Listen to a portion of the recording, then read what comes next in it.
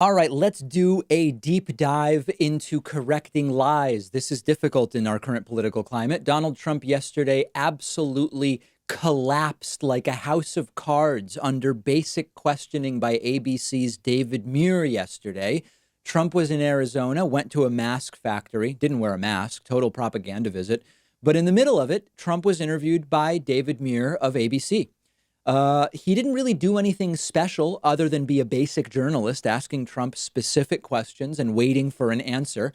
And Trump's disintegration, Trump became aerosolized. Let me put it that way. That was the degree of disintegration. It is really something to behold. I'm going to do something that's a real pain to do, which is I'm going to fact check 3 minutes of a Trump interview. And it's so lie riddled that you will notice it takes a lot longer than 3 minutes to do the fact checking. And as usual, more people hear the lie, very few hear the correction. The correction is more work. This is what we're up against, but let's do it. Let's do it together. Okay, so let's start with David Muir presents Trump with a quote. The quote is one you've probably heard before. Trump said 15 cases are soon going to go to zero.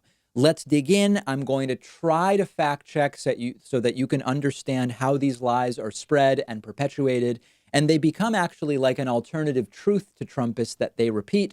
Let's get into the first question here. There was one thing you said that perhaps you could clarify. You said this was at the end of February. A full month had gone by. You'd stopped travel from China. And you said of the cases here in the U.S., when you have 15 people and when the 15 within a couple of days is going to go down to zero, that's a pretty good job we've done. Help me understand that moment. Did you really think we were going to have 15 cases in the U.S.? So let me, I said you would say worse than that. I said one person one time. And it's true. There was a time when we had one person in this country. We knew about it. We worked on it. But we had one person. It mushroomed. The 15 people mushroomed. Other people were coming in also from Europe. So already we have to think this through. The question was, when you said we have 15 and they're going to go to zero, how did you come up with that? Walk us through how you decided 15 cases were going to go to zero. And Trump says, well, it was true. You know, at one point, we did have only 15 cases. At one point, we did have only one case.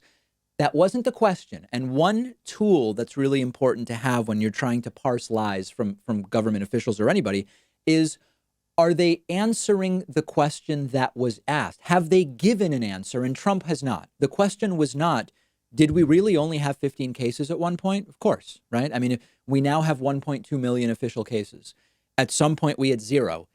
You have to go through the number 15 to get there. There's no question about that. That wasn't the question. The question was, why did you think 15 would go to zero? Trump doesn't answer it. Let's continue. Now Trump pulls out this sad piece of paper he'd been carrying around all day, and it gets very, very gaslit at this point. Take a look. Don't forget. But we're at more than 1 million cases now. But don't forget, in January, okay, let's talk about cases. You know why you're at 1 million cases? Because we have more testing than anybody else. If we tested as much as these countries down here, okay, who don't do very much testing at all, look at Japan, very little testing. They're at the bottom of the rung. Look at South Korea, gets so much publicity. The president of South Korea is a friend of mine. President Moon, he called up, he said, what you're doing with testing is amazing. If I tested this number of people instead of this number of people, I'd have far fewer. If I see this line goes all the way up, over 7 million tests. Okay, so the graph that Trump pulls out is a linear graph of the total number of tests that were done. And this is really important to understand because it's one of the key disinformation sources right now. Trump brags, we've tested more than 7 million people. Now, that's true, but this is a country of 331 million people. I'm going to sound like a broken record here, but what matters is per capita testing. The U.S. testing 7 million is different than France testing 7 million because France has a much smaller population. As an example, so when you look at a sampling of testing per capita, you would see that, for example, Iceland, a small country for sure, Iceland is second in the world in testing per capita. They've tested about 150,000 people for every million of population. Now, they don't even have 1 million people. Israel is 13th in the world. They've tested 49,000 people per million. Portugal is 15th. Spain is 20th. Norway is 26th. The United States is 41st in testing per capita. We've tested about 23,000 people for every million people we have. We are ahead of the UK, for example. The UK is 45th. So this is a lie Trump won't stop telling. We are 41st in testing per capita. Let's keep going with the interview. If I tested down here at 1 million tests, I would have a lot fewer cases too. I understand the argument you're making. But look at your question. No, but you understand there's a huge disparity between 15 and more than 1 million cases. What was it, an intelligence failure? Where was the breakdown that we didn't know the scope of this? Look, let me tell you this. I closed the border, if you want to use that term. I banned people from coming into China. There were approximately 40,000 Americans. If you were in my position, you would let them come in. You could ask Ron DeSantis, great governor of Florida. Those people went through quarantine, they went through tests, they went through everything, but they were American citizens. I had to let them come back in. But I came in, and what I did is I said against many people, including Anthony Fauci, who I like very much, including Deborah, who I like very much, the doctors, and many other people. Again, Trump says he closed the border to China. Now, it's true.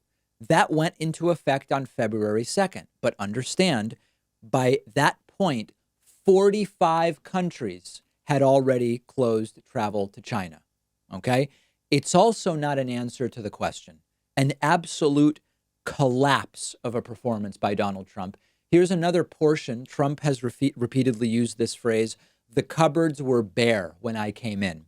And what that means is Barack Obama left me undersupplied. And Trump has used the term to talk about the military. We've already debunked that. That's not true. And Trump has also applied this to PPE for a pandemic.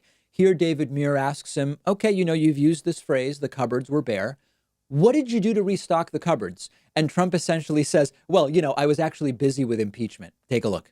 You're 3 years into your first term. Yeah. You're now applying for the job again. What did you do when you became president to restock those cupboards that you say were bare? Well, I'll be honest. I have a lot of things going on.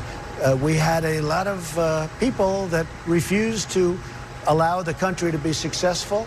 They wasted a lot of time on Russia. That turned out to be a total hoax. Then they did Ukraine, and that was a total hoax. Then they impeached the president of the United States for absolutely no reason. And we even had 197-0 vote by the Republicans. Understand, my friends, that one of Donald Trump's main defenses of how he handled coronavirus is I was given a bad situation by Barack Obama and I fixed it. I filled the cupboards. Here he's given an opportunity to say exactly what he did. He could tell us how he filled the cupboards. And he says, well, I was pretty busy with impeachment. I was pretty busy with the Russia probe and all of that stuff.